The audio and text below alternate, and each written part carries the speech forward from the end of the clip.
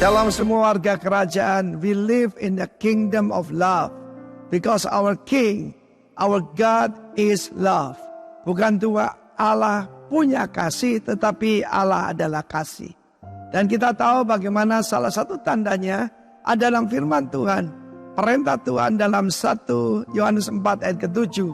Saudara-saudaraku yang kekasih, beloved, mari kita saling mengasihi sebab kasih berasal dari Allah. Seperti saya terangkan beberapa saat yang lalu, kita tidak mungkin mengasihi Tuhan sebelum Tuhan lebih dulu mengasihi kita.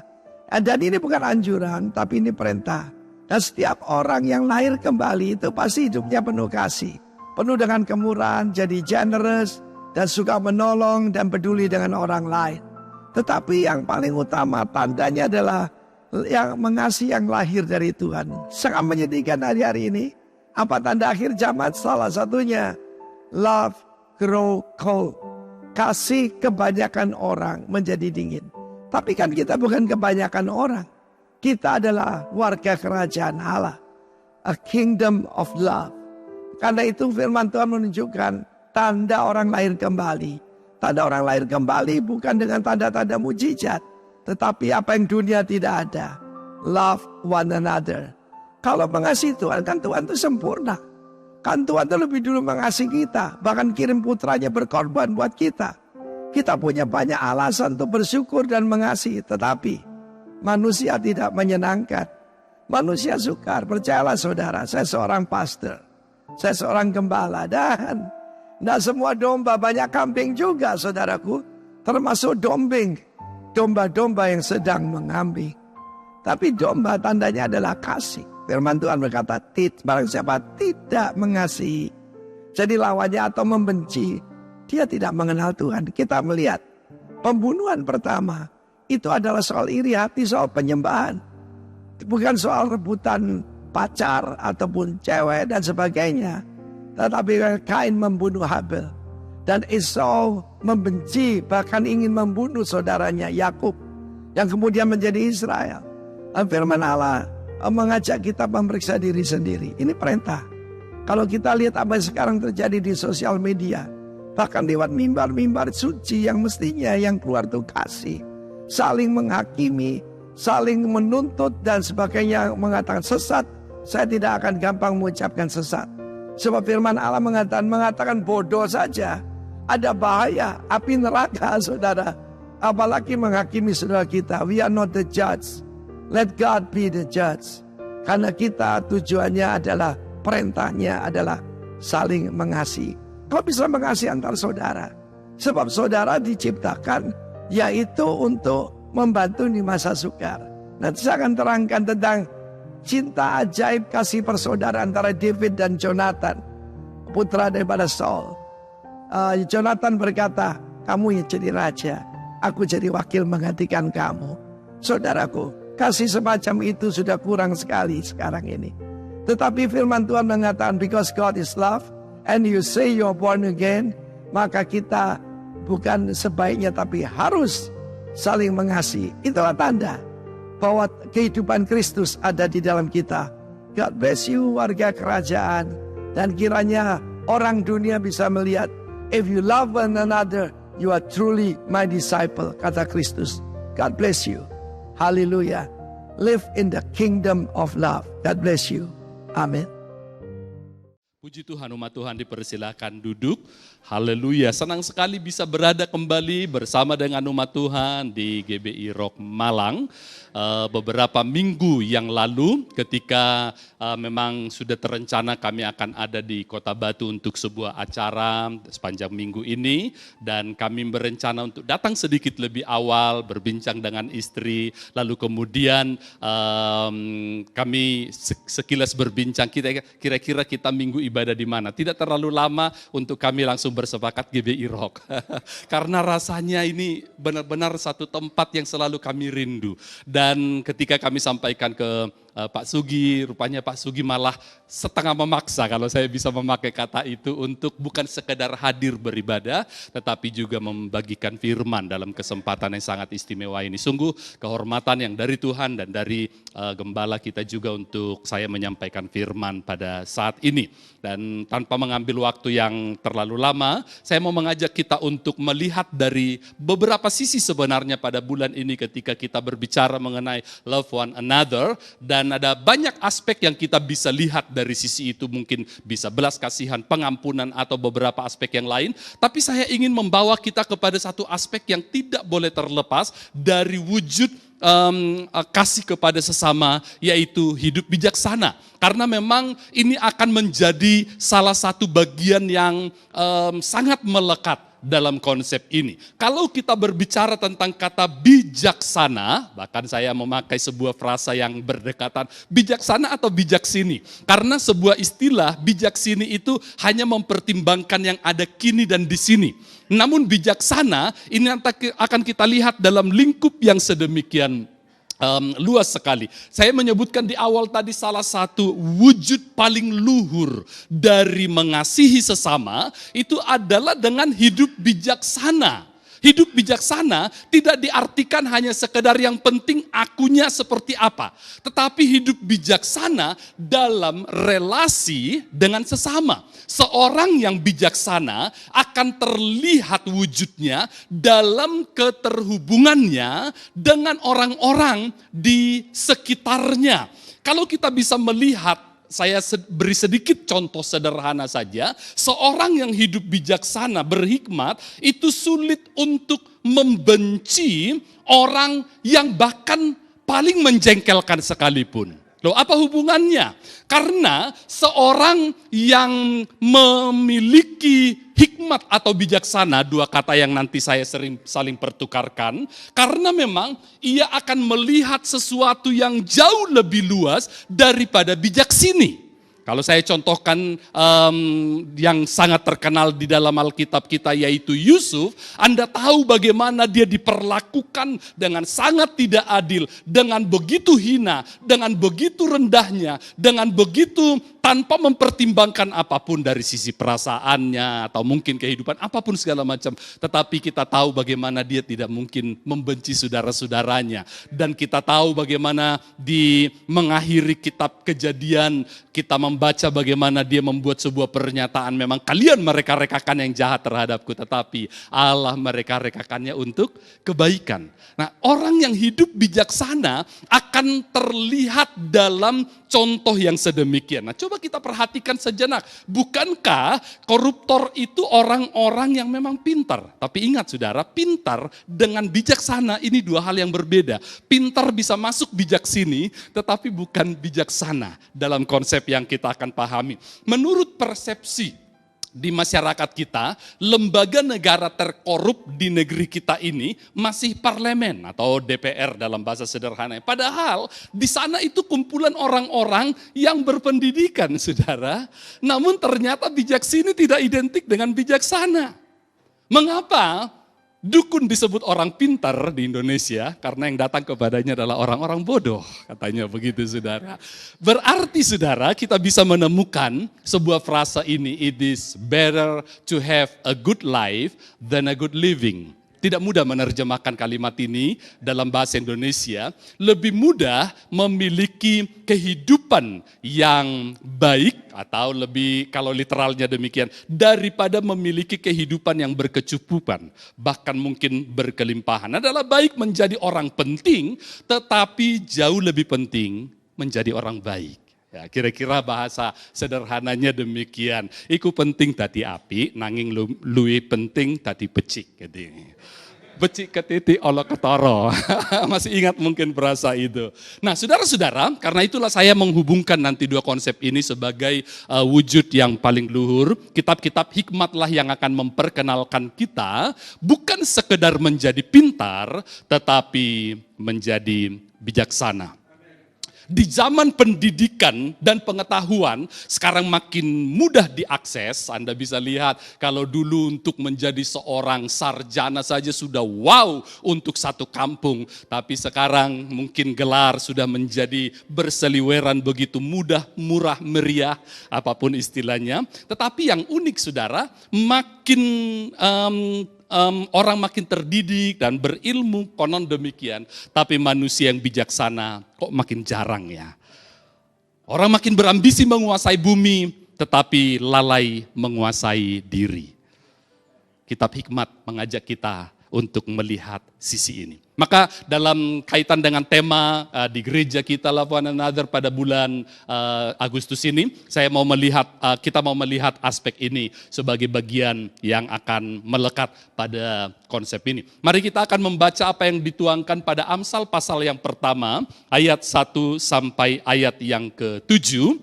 Kalau saudara masih bisa melihat di layar silakan, tapi kalau merasa lebih dekat pada Alkitab atau gadget saudara, boleh mengaksesnya di sana. Amsal pasal pertama ayat 1 sampai 7 berarti ini adalah bagian pembukaan dari yang disebut kitab hikmat, yaitu kitab Amsal. Saya akan membacakannya. Amsal pasal pertama ayat 1 sampai 7, demikian firman Tuhan. Amsal Salomo bin Daud raja Israel untuk mengetahui hikmat dan didikan, untuk mengerti kata-kata yang bermakna, untuk menerima didikan yang menjadikan pandai, serta kebenaran, keadilan, dan kejujuran. Ayat 4, untuk memberikan kecerdasan kepada orang yang tak berpengalaman, dan pengetahuan serta kebijaksanaan kepada orang muda. Baiklah orang bijak mendengar dan menambah ilmu, dan baiklah orang yang berpengertian memperoleh bahan pertimbangan untuk mengerti amsal dan ibarat, perkataan dan teka-teki orang bijak. Ayat 7, takut akan Tuhan adalah permulaan pengetahuan, tetapi orang bodoh menghina hikmat dan didikan. Demikian firman Tuhan.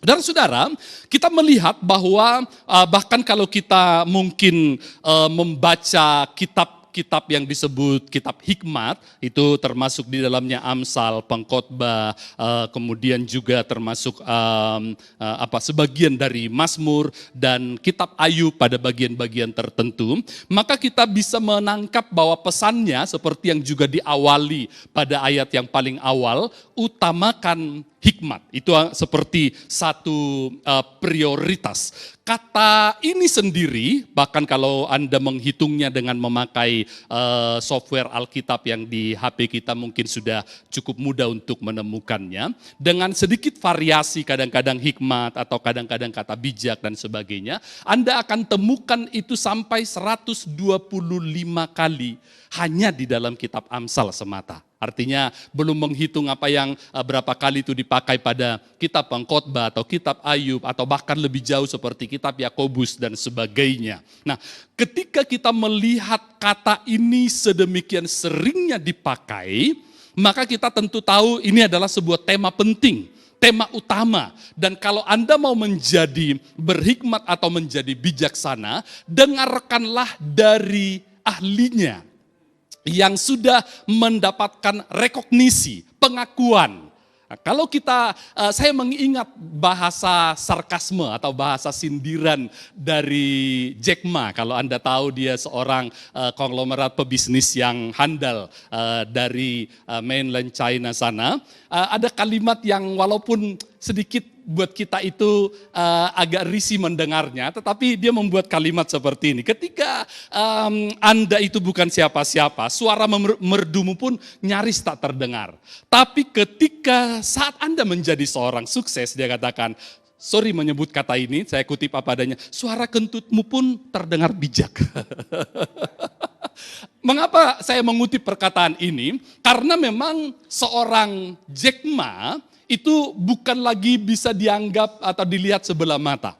Dunia mengakui apa yang telah dihasilkannya, kemajuan signifikan bahkan di negeri yang mana masih kebebasan itu belum diakui, tapi dia bisa menerobos oleh karena dia memang dianggap seorang bijaksana dan dia berani membuat pernyataan ini. Nah, artinya yang saya mau tunjukkan di sini, kalau Anda mau berhikmat, jangan cari hikmat itu di warung kopi. Oke, mungkin ada paling tidak 1-2 gagasan yang cerdas atau mencerahkan di sana, tetapi yang Anda dapatkan dari obrolan 2 jam dibanding mungkin mutiara yang Anda dapatkan di sana itu jauh-jauh lebih minimal gitu dibanding waktu yang Anda dedikasikan. Kenapa tidak mendengar dari orang-orang bijak yang oleh Alkitab menyebutkan seorang Salomo itu belum pernah ada orang yang sebijaksana dia, baik sebelum bahkan mungkin sesudahnya. Tentu kita tidak membandingkannya dengan hikmat yang ada, hikmat ilahi yang ada pada Yesus ya, itu bukan dalam kategori pembandingan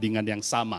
Nah, saya mau tunjukkan di sini, berarti kita sudah mendapatkan sumber yang boleh dikatakan cukup valid untuk mengejar apa yang digemakan, digaungkan mengenai hidup bijaksana atau hidup berhikmat ini. Dan kalau kita temukan tadi pada pembacaan kita, ada 2 kata yang paling tidak dalam 7 ayat pertama ini digunakan, yaitu kata hokma yang kalau diartikan dari bahasa aslinya Ibrani itu adalah keahlian hidup, bukan informasi yang bersifat teoritis, kemudian tetapi bijak mengambil pilihan yang benar, tepat dan komprehensif. Oke, saya sedikit jelaskan dulu pengertian yang agak ribet ini. Teoritis itu sesuatu yang bisa didapatkan dari pendidikan mungkin secara formal, di sekolah di mana Anda telah pernah tempuh, itu secara teoritis kita diajari. Kita diajari dalam matematika misalnya perkalian, pembagian, pengurangan, penambahan, segala macamnya. Tetapi menjadi berhikmat itu bukan sekedar tahu pemahaman teoritis, tetapi dalam lingkup praktis, praktika. Apa yang menjadi terapan dari penambahan penjumlahan ini dalam kehidupan sehari-hari. Itu kira-kira pengertian yang berbeda nanti atau yang ditunjukkan dari kata ini. Lalu kata kedua juga yang ditunjukkan di sini itu adalah kata musar yang diartikan tadi kata didikan. Itu bisa diartikan penanaman nilai-nilai, pengingat, atau pengulang. Ini mungkin bisa menjadi ayat emasnya ibu-ibu yang memang pada naturnya itu suka bicara berulang-ulang. Kalau tidak memakai kata yang mereka pasti tidak sukai, cerewet, begitu ya. Tetapi saya mau mengatakan ini bukan pembenaran untuk kecerewetan. Kalau kita membandingkan dengan Ulangan 6, ketika digambarkan di sana, memang betul, mengajar anak itu perlu berulang-ulang, itu tidak diartikan berulang-ulang itu hanya dengan kata-kata. Hanya mengulang gagasan yang sama dengan satu cara tunggal. Bukan. Anda bisa melihat bagaimana mendidik itu dengan berbagai sarana, alat peraga, mulai dari tulisan, bahkan mungkin tanda lambang, atau mungkin juga yang paling utama keteladanan dari orang tua untuk kemudian diikuti oleh anak-anak dan sebagainya. Itu yang dimaksudkan dengan mengajarkan berulang-ulang dalam berbagai kesempatan. Dan bukankah itu juga adalah cara Tuhan untuk mendidik kita, untuk mengajar kita. Ada kesempatan tertentu Tuhan berbicara melalui para pembimbing rohani, pada waktu tertentu pengalaman pribadi, di kesempatan yang berbeda pada waktu perenungan atau devosi, hati nurani, atau mungkin bahkan cara-cara supranatural. Oke, nah dari semua cara yang Tuhan mau pakai ini, Tuhan seperti menaruh benih, lalu kemudian menyiramnya dan menumbuhkannya, sampai itu menjadi sesuatu yang kelak terlihat wujud atau buahnya. Itu yang kita bisa lihat, mengapa disebutkan oleh orang paling pintar ini, kalau ada sesuatu yang kalian cari, jangan cari mungkin skala prioritas yang kadang-kadang kita taruh sebagai yang utama dalam karir kita, mungkin keuntungan, kekayaan atau apapun, tapi cari hikmat. Utamakan hikmat. Karena semua yang disebutkan dalam daftar yang mungkin dicari banyak orang bisa hilang dalam seketika. Kesuksesan Anda bisa langsung drop ke titik paling rendah. Atau mungkin kekayaan yang telah dihasilkan selama kerja sekian tahun bisa hilang dalam kondisi yang tak terduga. Lihatlah apa yang menjadi akibat dari pandemik beberapa tahun yang lalu ini. Dan masih membuat sekian banyak orang terpuruk dalam waktu yang relatif begitu singkatnya. Tetapi untuk seorang yang berhikmat, saudara, apapun yang terjadi berlangsung dan itu tidak akan hilang. Justru dia akan mampu membangun kembali dari keterpurukan ketika dia memiliki modal yang satu ini. Utamakan hikmat adalah sebuah nasihat yang luar biasa disampaikan oleh seorang yang telah menjalani. Dan kita justru akan melihat nanti pembelajaran yang tidak kalah pentingnya dari kehidupan orang yang mengajarkan ini sendiri. Nah, jadi disinilah kita bisa melihat bagaimana pengalaman dari hidup seorang Salomo sendiri itu justru malah menunjukkan bahwa satu sisi sangat disayangkan. Dia memberikan pembekalan yang memberkati hidup banyak orang. Sayang, dia tidak menunjukkan itu pada akhir kehidupannya. Saat dia takut akan Tuhan yang disebutkannya nanti dan bagian akhir yang saya bahas itu yang menjadi sumber dari hikmatnya itu. Dan hikmat menjadi tema kehidupannya 125 kali tadi hanya dalam kitab Amsal. Tetapi ketika dia kehilangan yang satu ini, kita akan lihat nanti ternyata tema hidupnya berganti dari bijaksana menjadi sia-sia. Nanti kita bisa singgung sekilas bagaimana dia menulis 3 kitab dalam perjanjian lama. Nah disinilah kita kemudian menyadari ternyata kalau Anda mau melihat hidup Anda bukan hanya bijak sini, tetapi bijaksana jangka panjang, bahkan bila melihatnya apalagi dalam perspektif kekekalan, maka utamakan hikmat. Itu lebih dahulu. Kita kemudian lihat lagi, kalau meneruskan pada pembacaan kita di ayat 3 sampai ayat yang ke-6, kita menemukan sebuah frase sebenarnya, menjadikan pandai, tapi itu tidak cukup, karena di kitab ini dihubungkan itu selalu dengan apa? Kebenaran, keadilan, dan kejujuran. Perhatikan, ini bukanlah sebuah frasa yang melekat hanya apabila seseorang menjadi pintar, menjadi orang yang berpendidikan, menjadi seorang yang mungkin bahkan berhasil dalam skala akademik di level yang tertinggi. Apabila ini tidak terhubung, maka sebenarnya terjadilah fenomena yang kita lihat, wong pinter kok koyo ngene.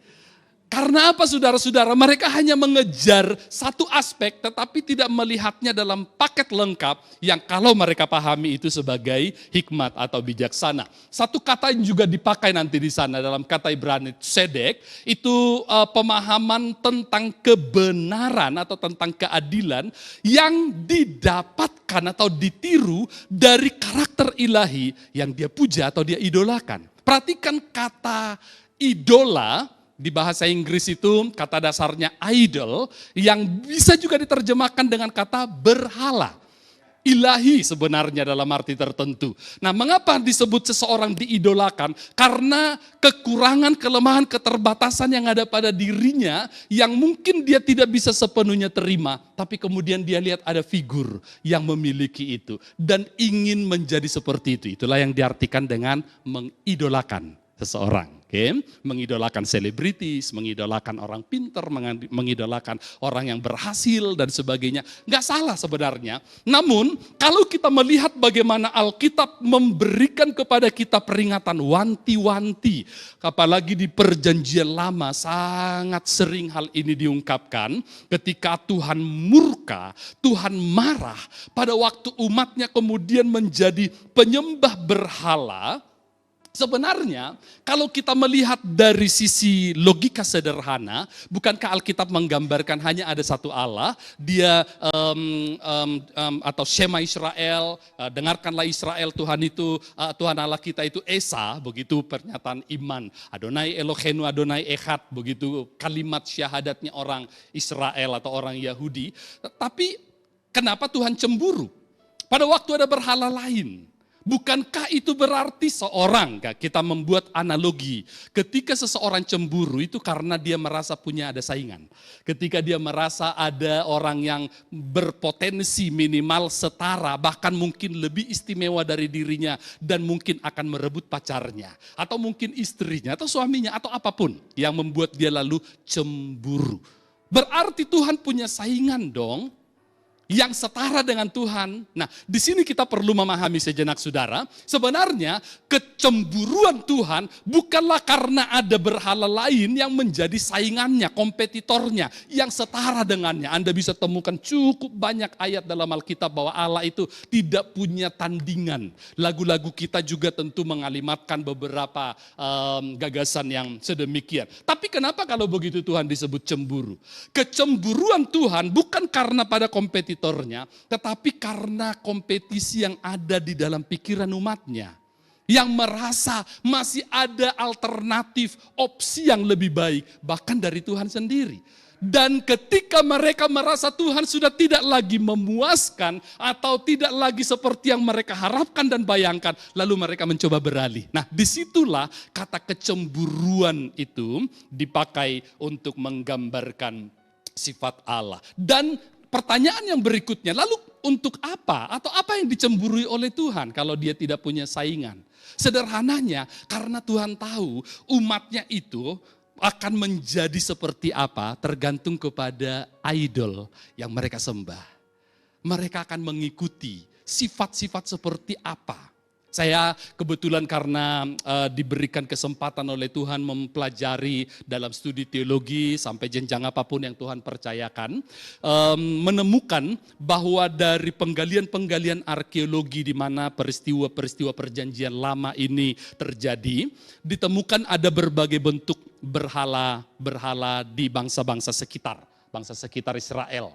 Dan juga menarik untuk ditemukan ketika beberapa dari wujud berhala itu adalah berhala-berhala yang penggambarannya, maaf menyebutkan tapi itu apa adanya, misalnya berhala yang diwakili dengan bentuk-bentuk seperti kelamin, pria atau wanita, atau termasuk juga persetubuhan dan sebagainya yang konon itulah yang akan menghasilkan kesuburan, baik kesuburan dalam arti secara materi atau mungkin dalam beberapa bentuk. Dan yang menarik sekali lagi, ketika Alkitab menggambarkan bangsa yang menyembah berhala sedemikian, maka sifat bangsa itu juga mirip dengan berhala yang mereka sembah. Karena apa saudara-saudara? Ketika mereka memang menunjukkan sebuah gagasan bahwa dengan menyembah berhala ini yang digambarkan salah satunya tadi misalnya adalah dengan alat kelamin, maka Anda itu akan menjadi subur. Begitu kira-kira gagasannya, punya buah dalam bentuk keberhasilan dan sebagainya, maka mereka akan menganggap berarti area perzinahan atau dosa dalam area seksual itu hanyalah menjadi alat untuk mendapatkan yang lebih tinggi.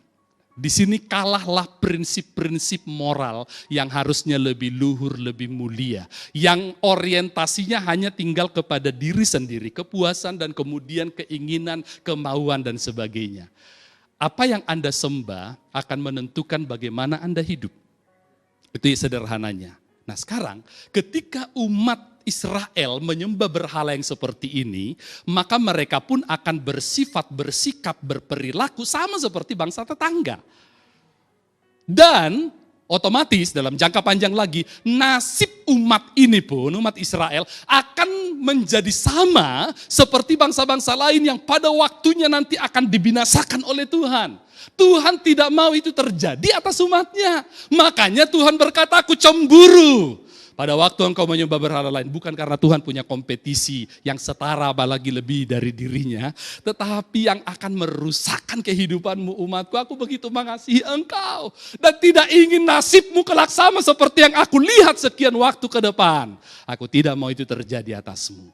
Wow, kalau kita bisa lihat di sini berarti puji Tuhan, lagu yang tepat seperti kita nyanyikan sebelum firman ini tadi kita dengarkan. Ubah hatiku seperti hatimu, ku mau jadi sepertimu. Itu adalah sebuah cita-cita yang paling luhur dan mulia. Dan itulah rencana Allah sesungguhnya untuk setiap kita, untuk gerejanya, untuk umatnya.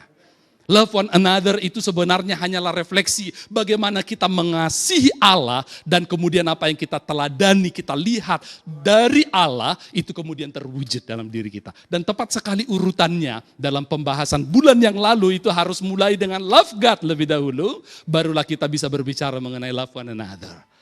Saudara-saudara, kita bisa lihat dengan contoh yang seperti ini. Sayangnya saudara, banyak orang fokus kepada melakukan dengan benar, tetapi lalai melakukan yang benar. Dua hal yang berbeda. Melakukan dengan benar, Anda lihat bagaimana perusahaan-perusahaan yang sangat maju memang sampai menerapkan ISO berapa ya, sekian untuk standar melakukan dengan benar. Tetapi jarang sekali sebenarnya dinilai di sana apakah itu melakukan yang benar. Itu nomor sekian kalau toh ada. Kadang-kadang bila perlu dihapuskan. Makanya mengapa para koruptor misalnya karena tahu melakukan dengan benar bisa korupsi tanpa ketangkap gitu kan saudara-saudara. Karena mereka tahu melakukan dengan benar tapi bukan melakukan yang benar. Hikmat yang dibicarakan oleh Salomo atau firman Tuhan dalam kitab Amsal, melakukan yang benar. Bahkan sekiranya ada cara yang mungkin tidak berkenan pada sistem dan kita mengalami konsekuensi dari hal itu, tidak masalah. Karena kalau kita punya hikmat, kita akan bisa melihat ternyata kebenaran yang melekat tadi, kejujuran dan sebagainya. Itu justru yang akan menolong kita keluar dari keterpurukan itu. Sebaliknya yang akan terjadi apabila Anda tidak memiliki hikmat ini. Nah saudara-saudara, kita bisa melihat dengan demikian, inilah mengapa di bagian paling awal tadi saya memberikan penekanan, utamakan hikmat. Nah, mungkin yang menjadi pertanyaannya, wah kalau begitu kita kayaknya terlalu jauh deh dari standar itu. Ketika kita menemukan lagi dalam pembacaan kita di ayat 4 dan ayat 6, siapa saja yang membutuhkan hikmat ini kalau begitu, Anda akan temukan paling tidak 3 kategorial yang ditunjukkan di sana. Yang pertama, Amsal berbicara mengenai orang yang tak berpengalaman. Orang yang tidak berpengalaman itu akan menjadi sangat rawan menjadi objek manipulasi. Karena orang akan tahu kalau diperlakukan kayak begini dia nggak akan mengerti. Atau dia hanya berorientasi kepada satu bagian kecil. Asal bagian itu diberi, saya akan mendapatkan yang lebih besar. Nah, Anda bisa menemukan orang-orang yang seperti ini pertama-tama menjadi orang yang paling membutuhkan hikmat. Masih ingat kan kisah Daniel yang kalau kita tahu walaupun sebenarnya dia kalah dalam banyak hal atau kalau mau memakai sebuah kata penting untuk orang berhasil dalam karirnya yaitu privilege, adanya orang dalam misalnya backing atau mungkin modal tambahan ABCD apapun itu. Daniel sebagai orang buangan, orang asing pula dan kalau hanya dibuat satu kriteria presiden warga negara asli itu sudah nggak akan bisa masuk dalam kriteria apapun kelebihannya, saudara. Daniel sudah kalah dalam privilege. Tapi saudara perhatikan bagaimana dia justru menang. Unggul karena apa? Dia memiliki kebijaksanaan. Dia memiliki hikmat. Saudara-saudara sekali lagi kita bisa melihat orang-orang yang masuk dalam kategori ini. Anda dan saya akan sangat membutuhkannya. Kemudian juga disebutkan tadi sebuah frasa anak muda. Mengapa anak muda sangat membutuhkan hikmat? Karena orang-orang muda dengan segala gairahnya, dengan segala aspirasinya, dengan segala semangat tenaga dan sebagainya, biasanya lebih terdorong oleh pemikiran yang seketika. Pemikiran yang seketika itu sifatnya itu fluktuatif saudara. Terdorong oleh mood, terdorong oleh ambisi, keinginan untuk seketika. Tapi tidak melihat dalam pengertian yang berhikmat tadi atau bijaksana itu. Yaitu jauh lebih utuh, unggul. Lebih kepada yang bersifat komprehensif, melihat dalam keseluruhan.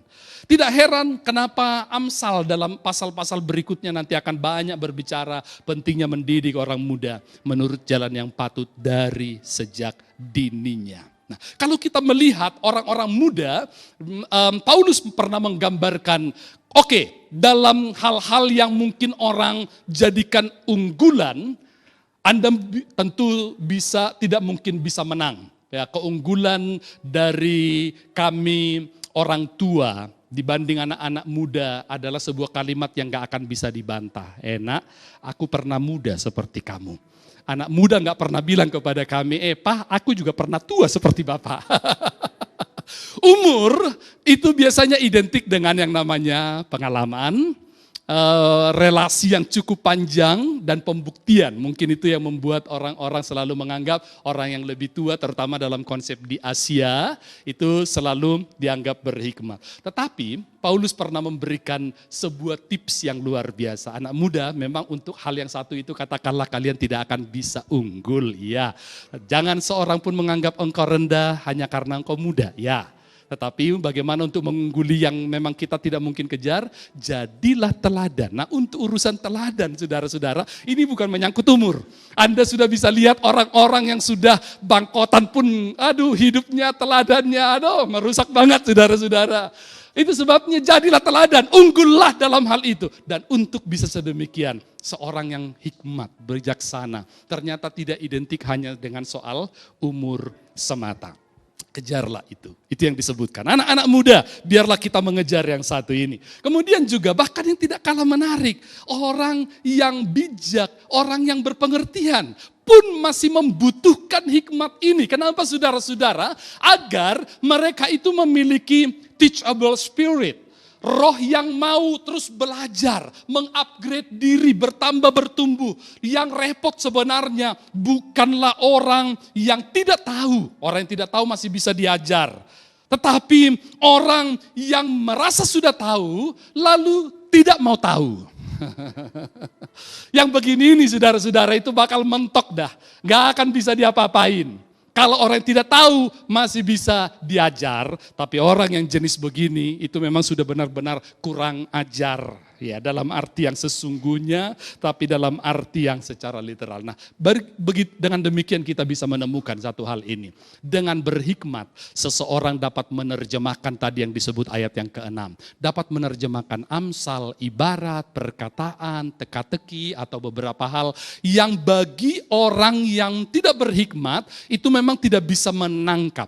Menarik sekali kalau Anda menemukan kata misalnya seperti amsal atau beberapa kata ibarat di bahasa aslinya, karena mungkin saya suka berbagi sesuatu insight yang kadang saya temukan yang tidak bisa diterjemahkan literal di bahasa Indonesia kita, walaupun itu sangat menolong, tetapi ada insight-insight yang hanya bisa ditemukan di bahasa aslinya. Kata yang dipakai untuk amsal atau ibarat itu adalah parabole. Kalau di bahasa Inggris kemudian dipakai istilah parable, perumpamaan misalnya. Nah, Anda tahu kata parabola, di beberapa rumah Anda mungkin ada yang punya parabola. Parabola itu seperti setengah lingkaran. Ya, sebagian dari tidak menjadi bola yang utuh begitu. Tetapi meskipun yang ada itu cuma separuh lingkaran, Anda sudah bisa membayangkan kalau garis ini bisa diteruskan, maka akan jadinya lingkaran atau menjadi bola yang ditampilkan hanya sebagian. Nah itu gagasan yang disebut dengan perumpamaan atau parabola atau parable dalam bahasa Inggris itu. Memang yang disampaikan hanya cuplikan, tetapi Anda bisa melihat keseluruhan. Dan itu orang yang berhikmat. Itu orang yang bijaksana. Saudara-saudara, Alkitab memang tidak selalu dan memang tidak mungkin diharapkan. Yohanes juga mengakui nggak mungkin menulis semua terlalu detail. Contoh-contoh dalam keseluruhan kehidupan terlalu banyak, ya katakan. Tapi hikmat yang ada di sini mungkin sebuah kata atau kalimat atau frasa atau satu ayat. Anda bisa melihatnya sebuah parabola yang apabila orang tidak memiliki hikmat hanya akan berhenti pada kata otak-atik gatuk dan mungkin mempersoalkan bahkan ketepatannya atau mungkin sudah tidak lagi relevan dan sebagainya. Tetapi orang-orang berhikmat akan melihat lingkaran yang selebihnya. Utuh, penuh, dan itu sesuatu yang akan terwujud dalam kesehariannya, dalam relasi dengan sesamanya, dalam berbisnis, dalam membangun karir dan sebagainya. Saudara-saudara, kita bisa melihat dengan berhikmat, mereka dapat menerjemahkan Amsal ibarat. Dan perhatikanlah sekali lagi contoh-contoh dari orang yang pernah ada.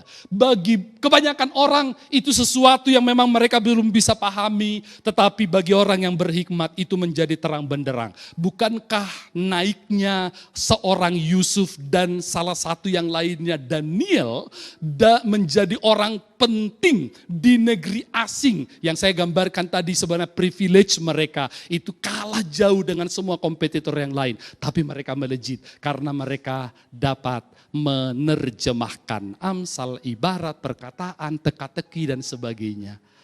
Dan itu bukan lagi dari diri mereka, itu bersumber dari bagian terakhir yang kita mau lihat dalam ayat yang ke-7 ini. Hikmat sejati itu sebenarnya berasal dari sumber ilahi. Takut akan Tuhan, disebutkan jelas di sana adalah permulaan pengetahuan atau hikmat. Fundasi hidup yang kuat itu jelas sekali ditekankan di sana adalah takut akan Tuhan. Sikap dan tindakan yang bersumber dari pengenalan tentang siapa Tuhan.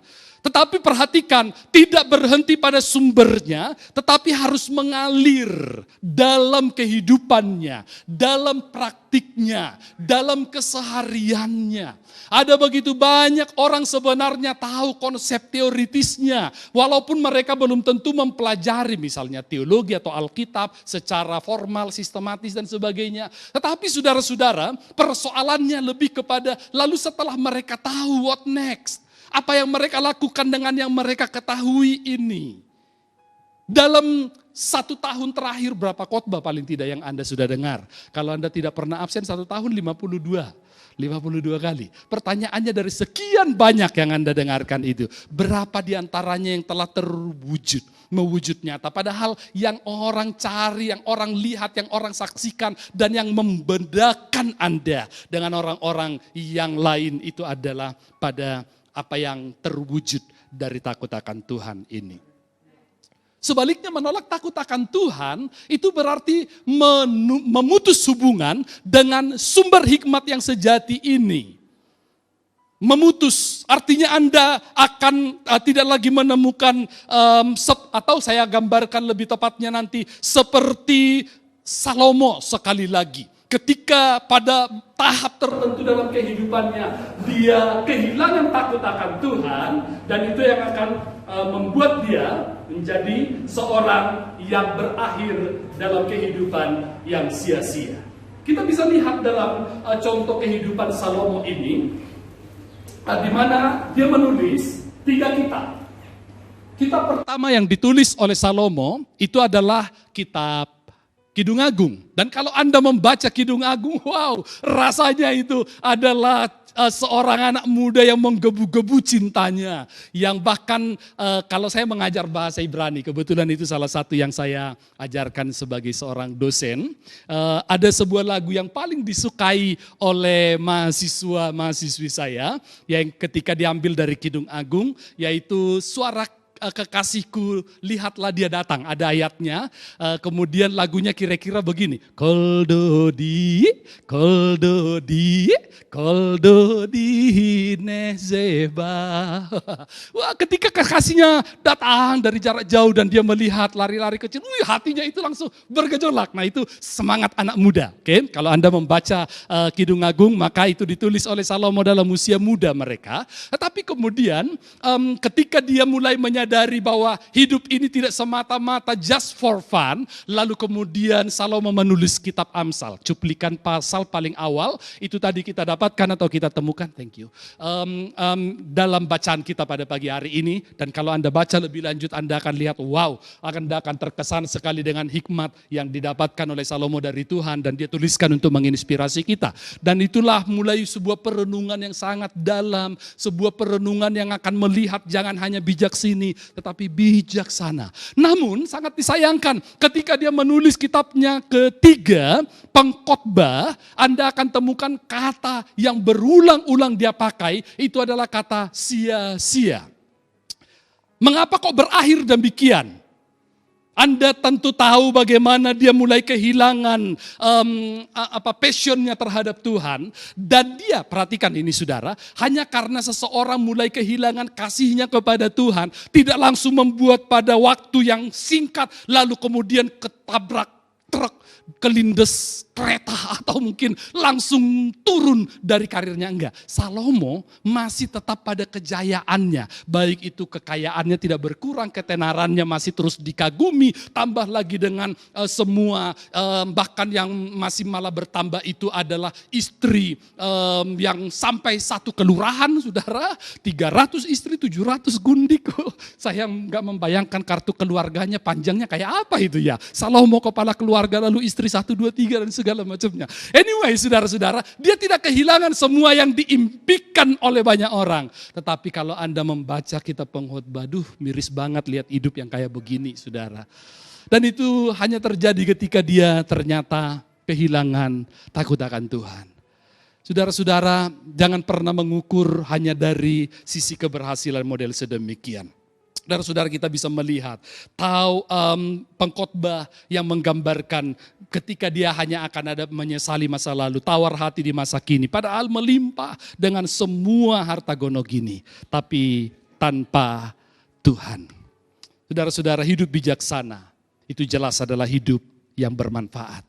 Hidup yang berbuah dan buahnya dirasakan oleh orang lain. Itu sebabnya mengapa di bagian awal saya menyebutkan tadi bahwa salah satu wujud paling luhur dari kasih kepada sesama adalah hidup bijaksana.